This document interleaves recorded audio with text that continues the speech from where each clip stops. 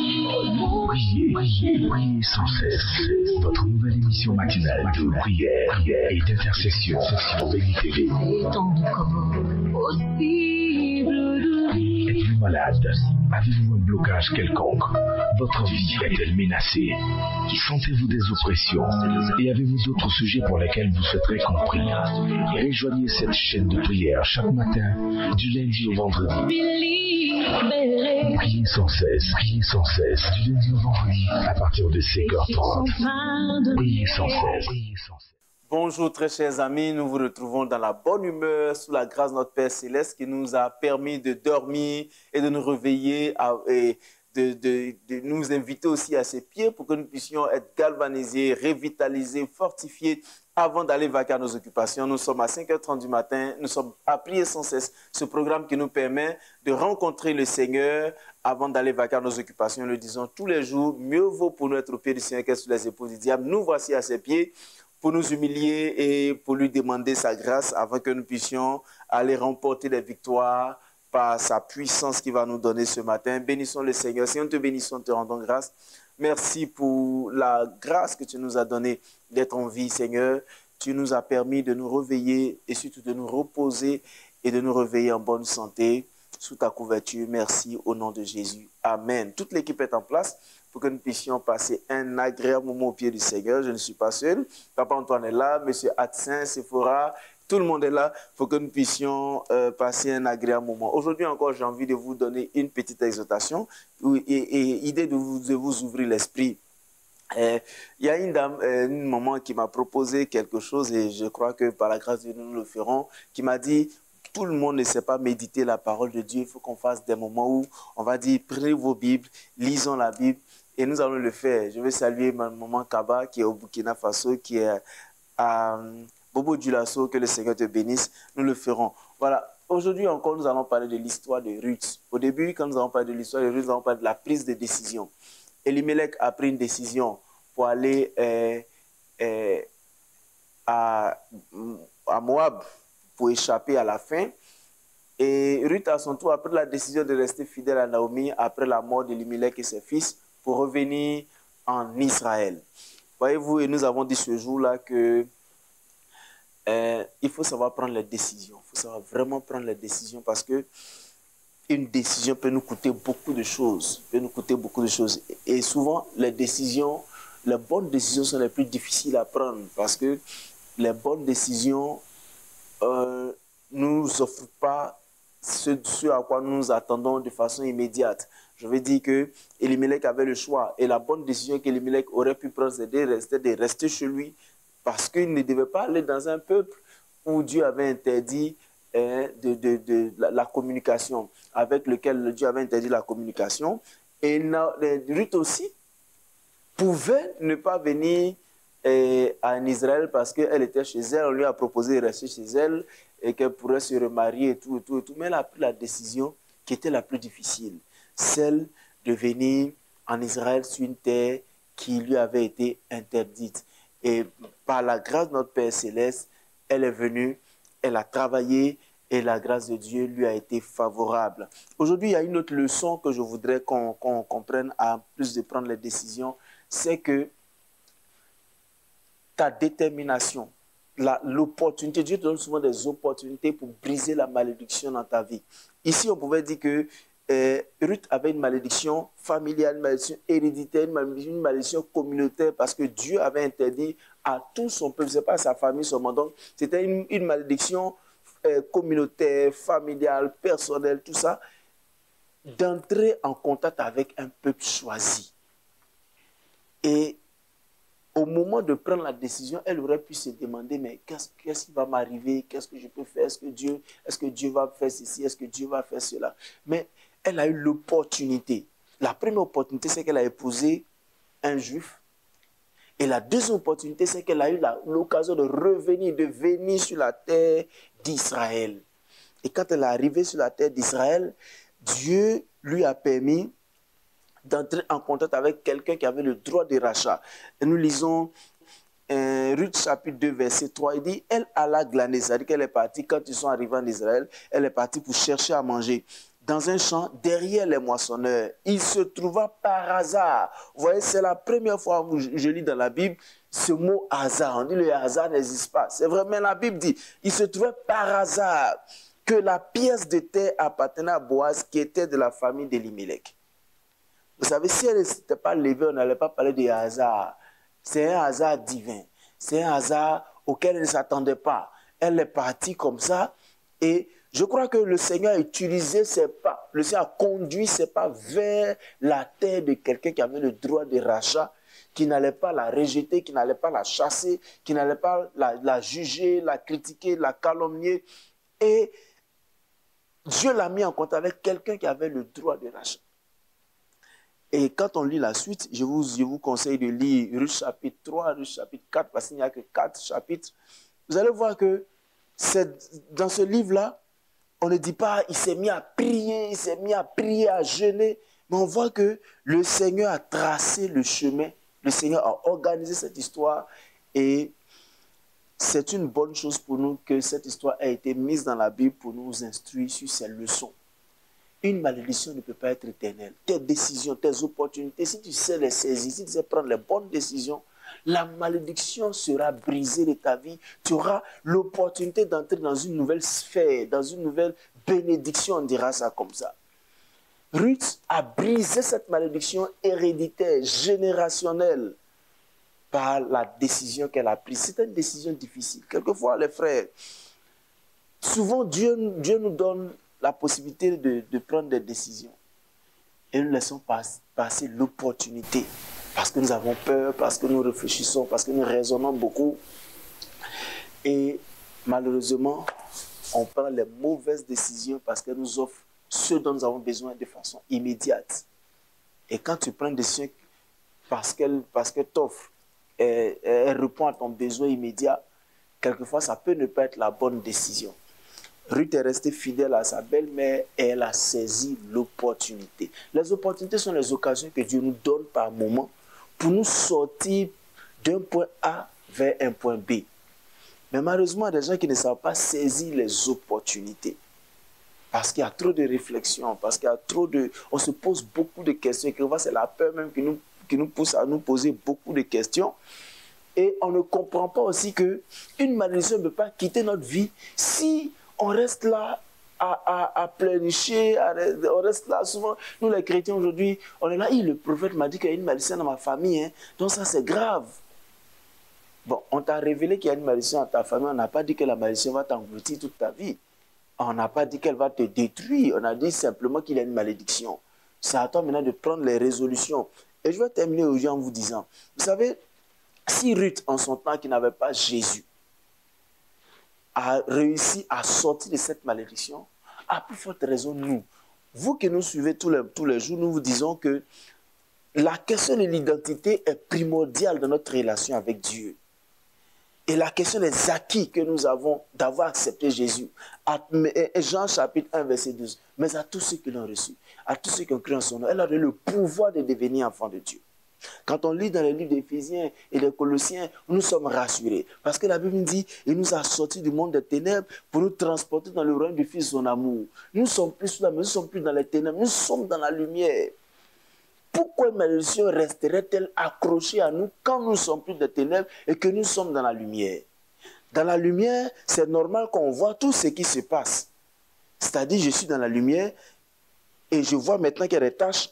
Et c'est à moi de faire l'action d'enlever les tâches sur ma vie. Tant qu'il était dans les ténèbres, je n'allais pas voir les tâches qui étaient sur moi. Je n'allais pas voir qu'il y a une malédiction. Donc c'est normal qu'un prophète te dise, ah, il y a une telle malédiction. Ça, c'est une information pour te dire qu'il y a une tâche quelque part, que tu dois faire un effort pour enlever. Mais ça ne veut pas dire que la tâche va te tuer. Ça ne veut pas dire que la tâche, à moins que tu ne fasses rien. Et aujourd'hui, les gens pensent que tout est magique, quoi. Le prophète a dit, ça va arriver. Dieu a dit, donc on s'assoit. Si Ruth s'était assise à ne rien faire, à s'apitoyer sur son sort, à se dire que je suis dans un peuple que je ne connais pas, je ne sais même pas comment je vais faire pour aller quelque part. Elle a été courageuse, elle s'est levée pour aller chercher. Et la Bible même parle de la paresse. La paresse, quand Proverbe parle de la paresse, c'est vraiment comme une malédiction que le Seigneur n'aime pas, un peu croiser les mains et un peu somnoler, la pauvreté te surprendra comme un rôdeur. Donc il y a des gens qui sont pauvres, pas parce que forcément il y a une malédiction même, c'est parce que simplement, frère, tu es resté assis, tu as croisé les mains et tu as attendu peut-être que tout le monde fasse tout pour toi. Et il y a des gens qui, malheureusement, pensent que tout le monde leur doit tout. Hein? Tout le monde leur doit tout. Peut-être qu'ils ont grandi comme ça, dans une famille où on leur devait tout. Hein? Ils font des caprices sur tout et bon, on leur donne tout. Et après, ils sont confrontés à des situations, ils comprennent que dans la vie, là, tout le monde ne te doit pas tout. Tout le monde ne te doit rien même. Si tu ne sèmes pas, tu ne vas pas moissonner. Voilà. Ça, c'est un principe. Ce n'est pas une question. Le prophète m'a dit, essayer de prospérer. Mon frère, c'est comme le prophète te dit, tu seras prospère. C'est comme il te dit, voici un champ devant toi. Voici une forêt. Si tu ne fais rien de la forêt ne te donnera rien d'autre que ce qu'elle a déjà produit. C'est-à-dire les arbres, des ronces et des épines. Mais si tu prends ton temps pour chercher à réfléchir et à travailler, ce qu'on appelle malédiction ne viendra plus dans ta vie. Donc, cessons de valoriser ces choses-là et croyons que notre Père céleste, notre Seigneur Jésus-Christ, qui ne va pas nous permettre d'être assujettis à la malédiction, a déjà fait sa part. La Bible dit, c'est par nos maîtresses par ces maîtresses que nous sommes guéris. Il a pris nos souffrances, nos malédictions à la croix. Isaïe 53, lisez. Il a pris tout ça à la croix. Pourquoi Dieu prendrait-il toutes nos malédictions à la croix et puis encore ces malédictions reviendraient pour nous assujettir? C'est une question qu'il faut se poser et à laquelle il faut réfléchir. Alors je vous en prie, réfléchissons. Ne valorisons pas les malédictions au point de rester assis et puis laisser les choses à nous engloutir et dire demain, le Seigneur ne m'aime pas, moi je me sens que Dieu m'a oublié, moi je me sens que frère, Dieu t'a jamais oublié, c'est toi-même qui t'as oublié dans tes soucis, il t'a oublié dans tes problèmes. Hein? Pourtant la Bible dit, déchargez-vous sur lui de tous vos soucis car lui prend soin de vous. Alors, chers frères, Ruth est sortie de la malédiction. Toi aussi, tu es capable de sortir de cette malédiction. Soyons réalistes. La foi n'est pas un rêve. La foi est basée sur des principes, sur des promesses divines et sur la réalité. La foi dit, si je sème une graine, je vais moissonner plusieurs graines après. N'est-ce pas, Papa Antoine? C'est-à-dire que j'ai semé 2 grains de maïs, je vais moissonner peut-être 2 épis. Et sur les 2 épis, je peux avoir 300 graines de maïs, 300. C'est ça la foi. Mais la foi ne dit pas, bon, comme tu as la foi, tu as tes graines de maïs, et puis tu as mis dans ta poche, et puis tu es assis, et puis tu crois que dans 6 mois, tu vas récolter beaucoup. Non, la foi est réaliste. La foi dit, je sème. Et j'attends. Parce que quand j'ai fini de s'aimer, j'ai fait ma part, Dieu aussi va faire sa part pour arroser. Après, je nettoie autour pour attendre. Et puis, la plante que j'ai donnée à la terre va me produire de bonnes choses. Et j'ai envie de vous dire une chose que j'ai dit à quelqu'un. Malheureusement, les gens sèment de mauvaises semences. C'est pourquoi la Bible dit, ce que tu sèmes, tu moissonneras. Mais imaginez-vous que quelqu'un a semé une graine de maïs déjà cuit. Ça ne fait jamais te produire quelque chose. Ça veut dire que c'est une mauvaise graine. Quand tu sèmes mauvaise graine, tu ne récolteras rien d'autre que le vent et la tempête. Que le Seigneur nous fortifie et que sa grâce nous soit communiquée en grande quantité. Ne valorisons pas les malédictions. Sachons que le Seigneur peut les briser. Il les a déjà brisées par la grâce de Dieu, par la mort de Christ à la croix. Et nous devons maintenant vivre notre vie d'enfant de Dieu. Et si tu croyais sous la malédiction, si tu te croyais, sous la malédiction, si tu croyais que tu étais englouti par une malédiction, ce matin tu vas t'asseoir et tu vas dire, Seigneur, je refuse ce mensonge du diable. Je refuse de croire que la malédiction peut m'engloutir. Cette pensée m'a empêché de travailler. Cette pensée m'a empêché de m'engager. La Bible dit, le précieux trésor de l'homme, c'est l'activité. Quand je fais l'activité, et la Bible dit très souvent ici que la Bible dit, Dieu bénira l'œuvre de nos mains. Et j'ai parlé ici de la loi de la sueur de la main travailleuse. Si tu ne respectes pas la loi de la sueur, de la transpiration et de la main travailleuse, il y a des bénédictions que tu ne pourras pas avoir. Et tu te diras maudit, et tu vas accuser tous les liens héréditaires que le Seigneur déjà a pris le soin de briser à travers la mort de Jésus-Christ. Je prie que le Seigneur te délivre de ce mensonge du diable. Je prie que la grâce du Seigneur vienne dans ta vie ce matin, enlever ce voile.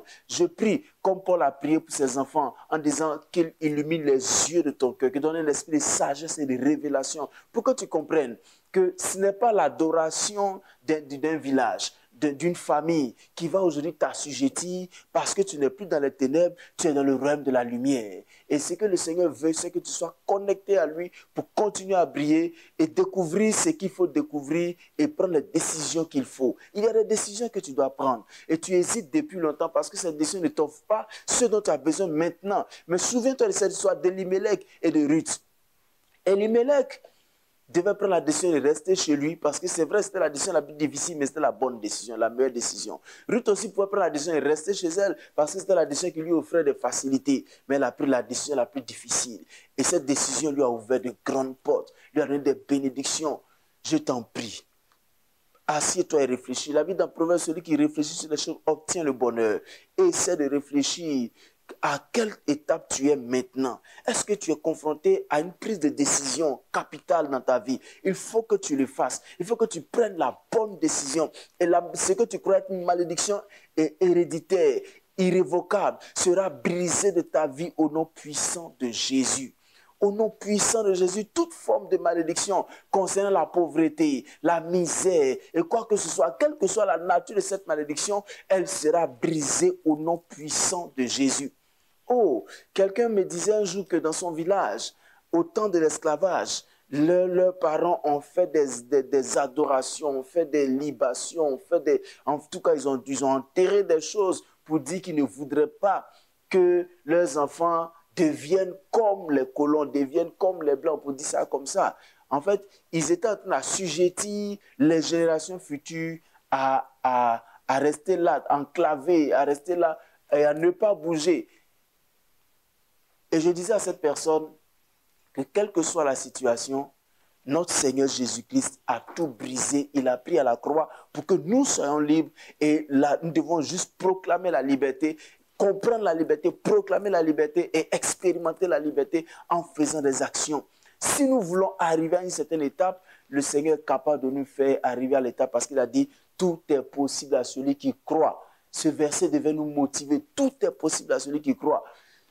Si je crois en fait que la malédiction est dans ma vie, alors je serai maudit. En fait, c'est comme ça. Si je crois, c'est ce que je crois qui m'influence. Tout est possible à celui qui croit. Et l'objet de ta foi doit être Jésus-Christ et les promesses de Dieu dans ta vie. Le Seigneur te donne de belles promesses. Il promet de te libérer de toute forme d'assujettissement. Il promet de te libérer même de la paresse pour que tu puisses entreprendre et qu'il puisse aussi exécuter sa parole qui est de bénir l'œuvre de tes mains pour que tu ne sois plus sous cette malédiction. Et je prie que toute cette image, toute cette propagande que nous sommes en train de faire autour de la malédiction qui serait puissante pour assujettir nos frères soit brisée de notre vie. C'est un mensonge du diable qui nous empêche de croire que des choses peuvent marcher dans notre vie. Je déclare que la faveur du Seigneur te visite maintenant au nom puissant de Jésus.